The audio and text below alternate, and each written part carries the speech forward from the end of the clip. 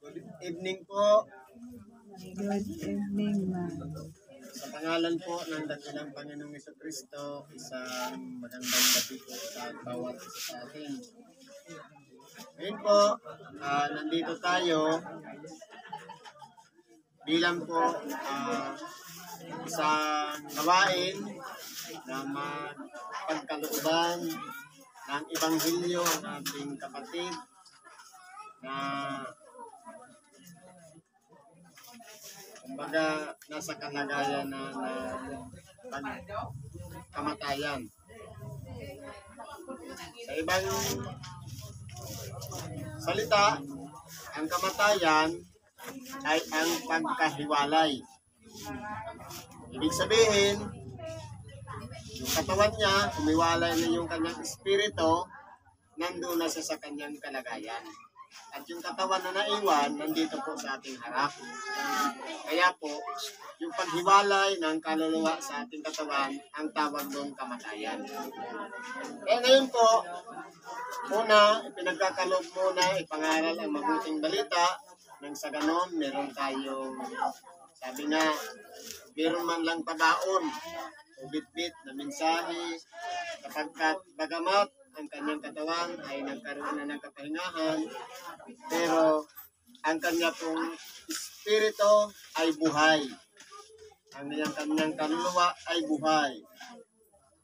At lalong-lalo na sa atin naman ng mga tao na tayo ay mga buhay na kinakailangan din tumanggap ng Ebanghelyo o tinatawag na salita ng Diyos para maging isang bagay na magpapalakas ng ating kalagayan sapagkat iba po ang kalagayan ng wala sa sitwasyon. Lalong-lalo na yung namatayan. Kaya po, ang Ebanghelyo ang nagpapalakas para magpatuloy ng buhay.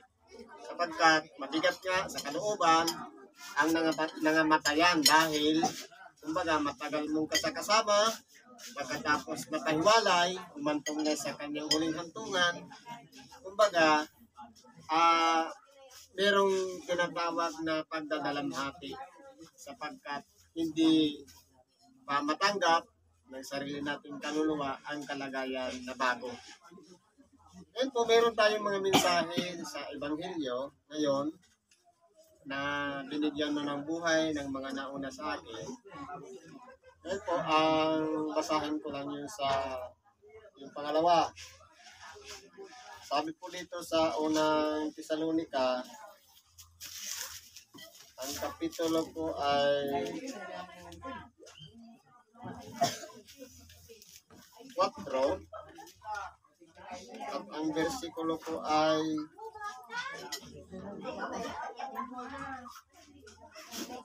13. 13 hanggang 18.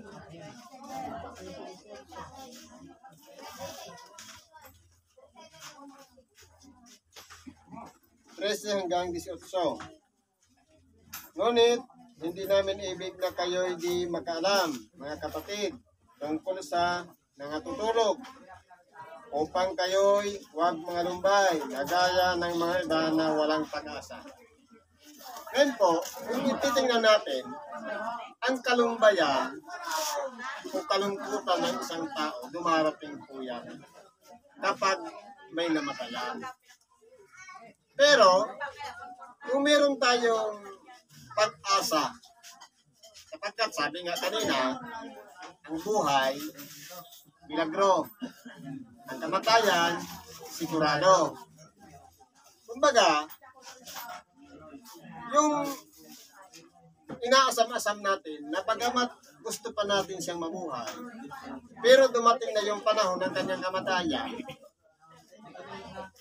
Sabi nga, doon sa isang bahagi ng unang sitas, kung sa buhay lamang na ito tayo nagsisiasa kay Kristo, tayo na ang pinakakahabag-habag. Ibig sabihin, nananalig tayo kay Kristo, sumasampalataya tayo kay Kristo, nakikinig tayo sa kanyang aral o Ebanghelyo. Pero ang inaasahan lang natin, yung pangangailangan natin sa maghapon, yung hindi tayo magkaroon ng karamdaman, malayo tayo sa mga pagsubok. Kung iyan lang ang inaasahan natin, kahabag-habag tayo. Ano po ang dapat asahan natin? Asahan natin na bagamat tayo ay nandito sa ibabaw ng sanglibutan, ang dapat na tamasahin natin o tanggapin natin sa hinaharap yung pangako ng ating dakilang Panginoon na makakasama niya tayo doon sa buhay na walang hanggan. Yan po ang dapat na pagtuunan natin ng pansin. Hindi yung pangsanglibutan lang na pangangailangan natin ngayon dahil wala tayong makain, wala tayong ulam, walang pampamasahe. Hindi po sa ganon. Kundi yung mga bagay sa hinaharap, sa makatuwid bagay, yung magiging kalagayan ng sarili-sarili nating mga kaluluwa kung saan ito patungo. Ito ba'y papunta sa kaluwalhatian ng Diyos o papunta sa kapahamakan? Kaya po iniaral ang mabuting balita para magkaroon tayo ng tinatawag na pag-asa. Sa makatuwid, bagamat ang unang kamatayan o ang tinatawag na pagkahiwalay ng kaluluwa sa ating katawan, kumbaga, mayroon pang pagkakataon na mag-antay sa ating dakilang Panginoon. Pwede natin silang ilalangin na kung saan man ang kanilang kinaroroonan o kalagayan ay hindi pa huli ang lahat para makapagsisi at makapagbalik loob sa Diyos. Lalong-lalo na po sa ating mga tao na pagkaminsan hindi natin po inaasahan ang mga pangyayari. Merong narayan, kausapan natin kanina, pumunta lang ng bayan, maya-maya malaman natin na matay na. Ang importante po nun, yung pagiging nating handa sa lahat ng pagkakataon na sa oras na kunin ang ating buhay, tayo po ay nagkaroon ng pag-asa doon sa tatanggapin natin na buhay na walang hanggan. Kaya po ipinangangaral ang mabuting balita para mabuksan ang ating mga kaisipan. Ano ba pong sinasabi dito?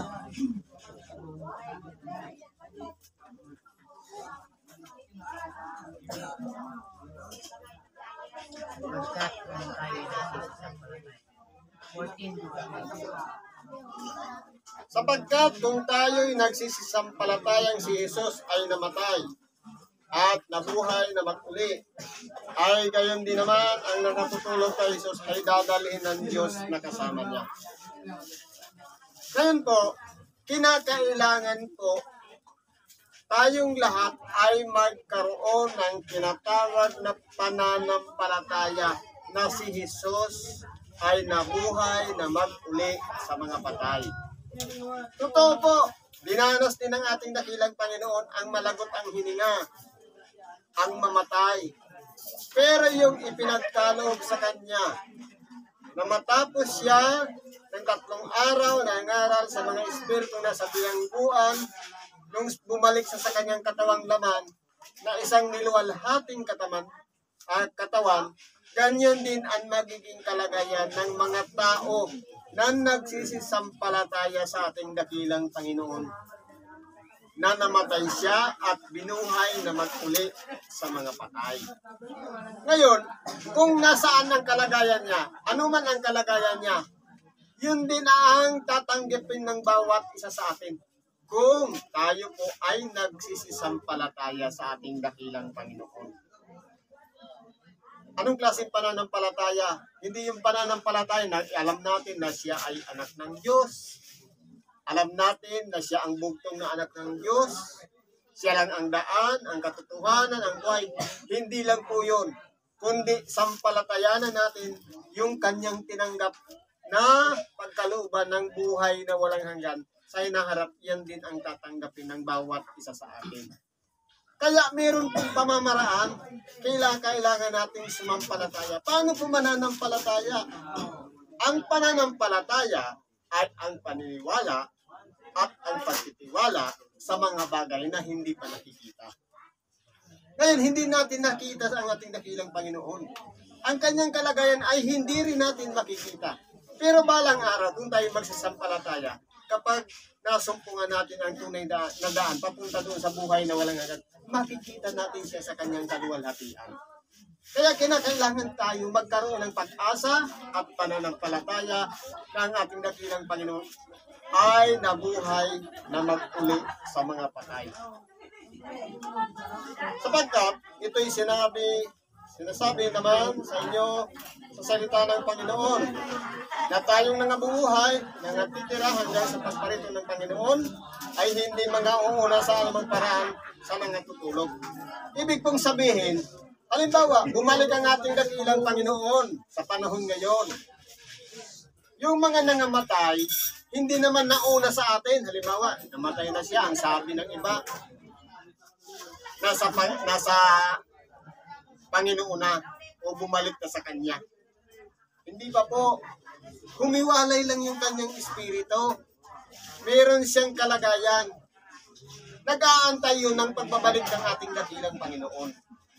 At tayo naman po, na mga nangabubuhay, kung dumating mga ating dakilang Panginoon, sapagkat nakita natin siya ng ating mga mata, hindi naman tayo mauuna sa kanila. Kung ang mangyayari po dyan, bubuhayin muna yung mga patay. Sa nakatuwid, mula sa mga libis, mula sa mga lugar na kung saan nakalagay yung mga buto, yan ay pagsasama-samahin ng Diyos. Ito'y magkakaroon ng mga litid, babalutin ng laman, at babalutin ng balat, at sila'y hihingaan ng hininga ng buhay. Sa makatuwid, muli silang mabubuhay at sama-sama tayong sasalubong sa ating dakilang Panginoon. Ang katunayan po niya nasa Ezekiel 37, ang buong kwento niyan. Kaya po, hindi naman nauna yung namatay, at tayo naman buhay, hindi rin tayo mauuna sa kanila. Kundi, sabay-sabay tayong sasalubong sa ating dakilang Panginoon. Ano pa po sabi dito? Sapagkat ang Panginoon din ang bababang mula sa langit na may isang sigaw, may tinig ng arkanghel at may pagkakat ng Diyos. At ang nangamatay kay Kristo ang unang mga bubuhay na magtuloy. Ito po ang pamamaraan. Kung tayo'y nangamatay dahil kay Kristo, dahil sa pag-asa na nasa atin, na alam natin ang buhay natin ay may limitasyon, na alam natin na magmula nang magkaroon tayo ng hininga dito sa ibabaw ng sanglibutan, magpasalamat po tayo sapagkat naranasan natin ang mabuhay sa sanglibutan. Bagamat mahirap, naranasan natin mapagod, naranasan natin magutom, mainitan, mamroblema, makaranas ng mga pagsubok. Pero kung titingnan natin, ang mga pagsubok, ang mga danas ng buhay ay bahagi ng pagpapatibay nang sa ganon tayong lahat ay magagawa natin na hindi lamang para sa sarili, kundi para sa kapwa, sa pamamagitan ng mga pagpapayo. Para makaingat din sila. Kaya kung tayo po, ng mga tao na nandito pa sa ibabaw ng sanglibutan, kinakailangan kung maging preparado tayo, maging handa tayo. Sapagkat ang inihandaan natin, hindi yung kabaong, hindi yung puntod o nitso na lalagyan natin, kundi yung ipagkakaloob sa atin na magiging kalagayan natin sa pagbabalik ng ating dakilang Panginoon. May mga pamamaraan po yan. Una, tutunog muna ang pagkaka. Pagkatapos doon, sasalubong tayo sabay-sabay sa ating dakilang Panginoon. Ibig sabihin, walang mga uuna. Ang mga uuna doon, yung mga nangamatay kay Kristo o yung mga nagsiasa kay Kristo.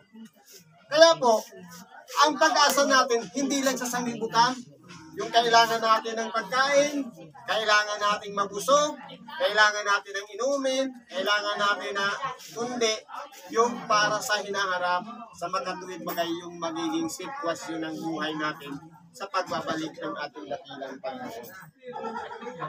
Kung magkagayon, tayong nangabubuhay na nangatitira ay agawin kasama nila sa mga alapap upang salubungin ng Panginoon sa hangin at sa ganito isa sa Panginoon tayo magpakailanman. Yan po ang pruweba sa mga nangamatay kay Kristo. Aagawin tayo. Sasalubong tayo sa ating dakilang Panginoon at aagawin tayo sa alapaap. Kaya po, may kalalagyan tayo. Hindi tayo, hindi na sayang yung mga pagsasakripisyo natin na lumalayo tayo sa mga gawang masama, na pagkaminsan, napupuno na rin tayo, o kaya marami tayong mga naririnig sa kapwa, pagkaminsan nililibat tayo, tinutuya, magpagkalakas ng po tayo. Sapagkat parte po yan ng pagiging danas ng tao. Ang tayo'y tumibay, magpakalakas, at nang sa ganun, tanggapin natin yung pangako ng Diyos doon sa hinaharap, ang tayo'y makasama niya doon sa kanyang kaluwalhatian. Kaya po, ano ang gagawin natin sa bawat isa? Sabi sa panghuling bahagi, kaya't mangag-aliwan kayo sa isa't isa ng salitang ito. Ibig sabihin, kung ano yung mga bagay na ating napakinggan na mga mensahe o ibanghilyo para sa hinaharap, ibahagi natin sa ating kapwa. Palakasin natin ang kanilang pag-asa at ganun din ang kanilang pananampalataya na bagamat wala pa tayong nakikita o pruweba man na namalas ng ating mga mata, pero ang inihandaan po ng Diyos base sa ating mga binasa, yan po ay magkakaroon ng kahayagan sa pagbabalik ng ating dakilang Panginoon. Kaya po ang gawin natin, bigyan natin ng pag-asa ang mga naiwanan o mga nangamatayan na kumbaga lumipat lang siya sa isang sitwasyon. Ang kanyang katawan balik sa lagok, ang kanyang espiritu bumalik sa Diyos, ang kanyang kaluluwa nasaan. Naghahanap din niya ng katotohanan. Sa makatuwid, mayroon siyang kinalagyan. Pero tayo naman na namatayan, kinakailangan magpakalakas ng loob. Sapagkat, nariyan lang siya. Yun nga lang, hindi na natin siya makakatabi, hindi na mayayakap, hindi na makakasama, na nakikita ng mata. Pero, tayong lahat ay nandito lang sa ibabaw ng sanglibutan. Kaya po, mga aliwan tayo. Kung may kabigatan ng isa, kung mayroong maipapayo, aliwin natin. Sa pamamagitan ng awitin, sa pamamagitan ng pakikipag-usap ng sa ganun, maibsan ang kabigatan na nasa kanyang kalooban. Yan lang ang pong mababali natin. Salamat at pagpalain tayo ng Diyos. Ano gusto nila Ezekiel?